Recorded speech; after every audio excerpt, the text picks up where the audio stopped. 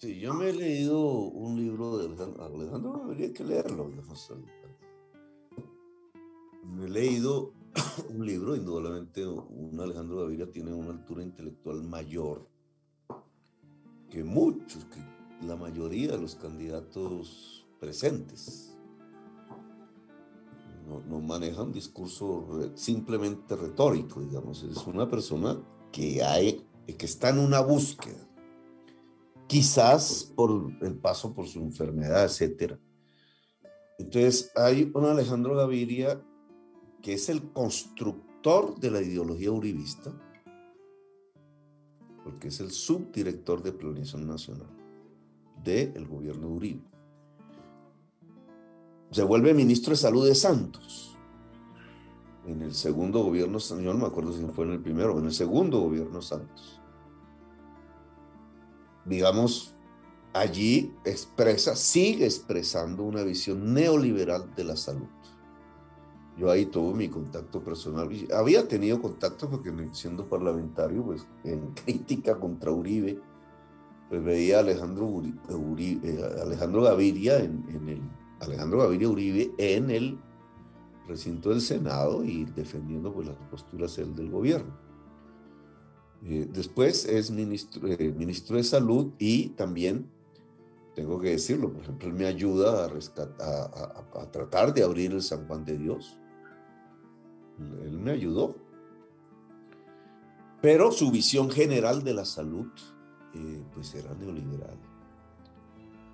Él tiene algo allí que le he escuchado es que él cree mucho en el tal ser para la muerte, digamos.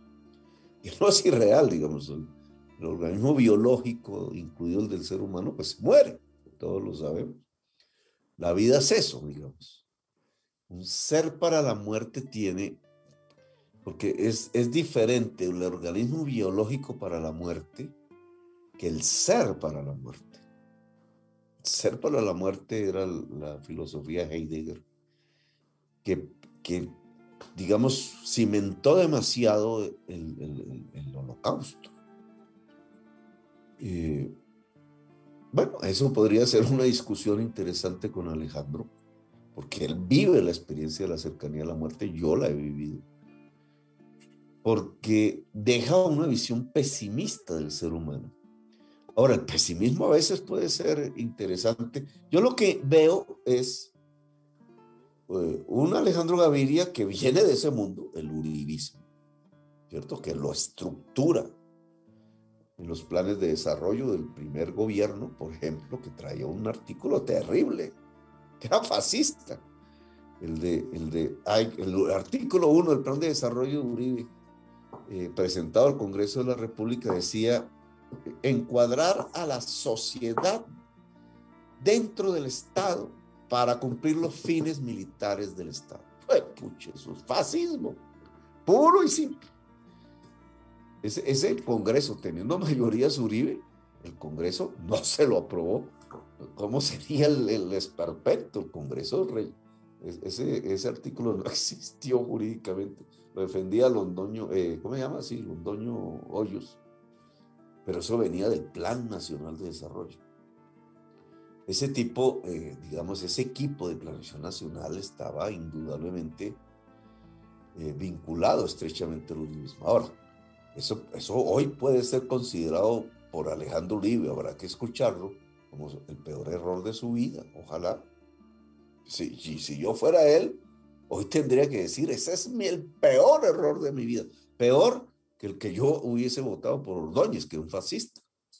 No sabía que era un fascista. Pero aquí hay una articulación de un plan. Después viene el Ministerio de Salud. El Ministerio de Salud, pues, es ley 100, pura y simple. O sea, la salud, mercancía.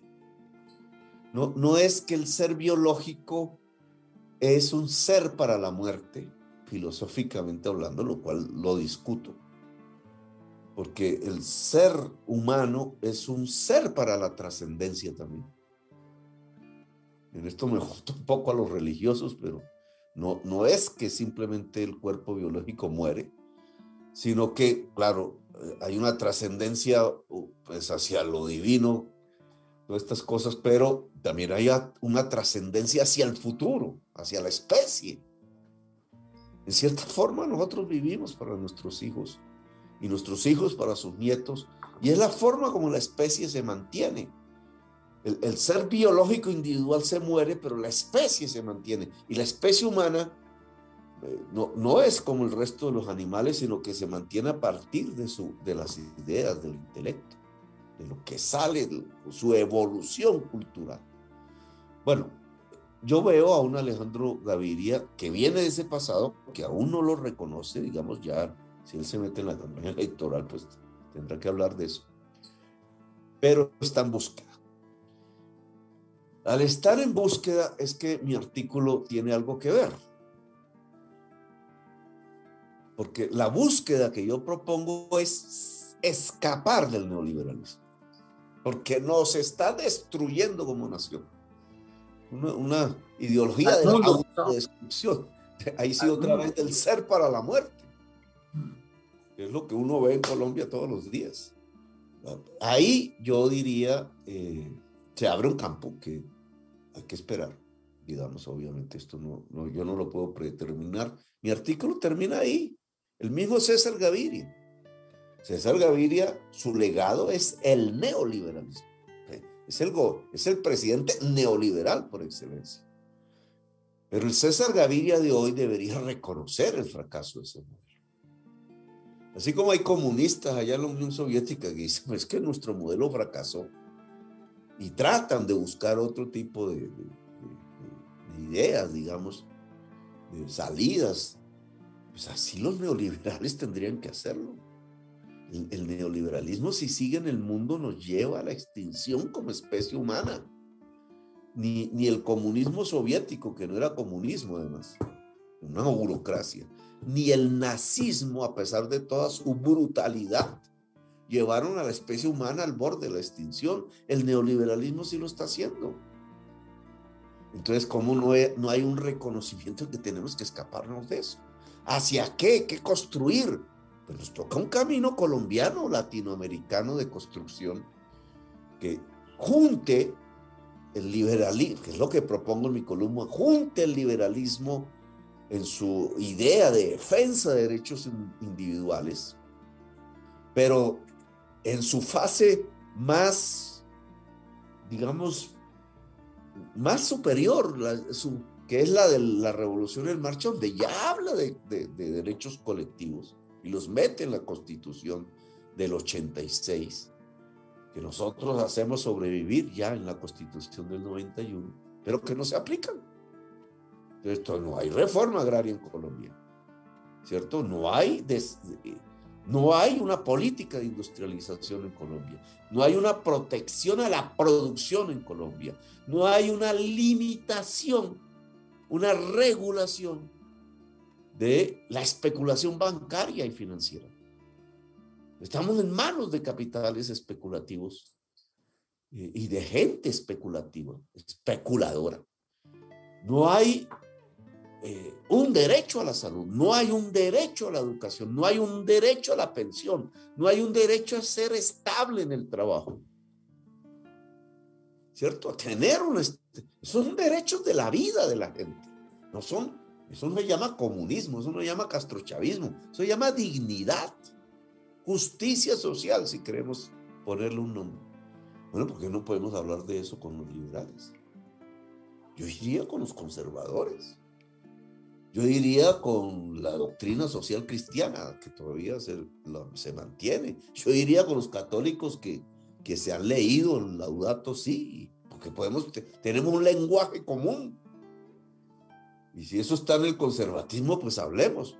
Pero si son los conservadores neoliberales, que además se alían con el narcotráfico, y unos liberales neoliberales, que además se alían con el narcotráfico, pues ¿qué tenemos que hablar? Nada, hay que desplazarnos. La propuesta que yo le hago al liberalismo, con todos sus protagonistas individuales, es: hablemos de cómo se supera el neoliberalismo en Colombia para poner a Colombia en otros rieles de justicia social, de paz, de mayor equidad.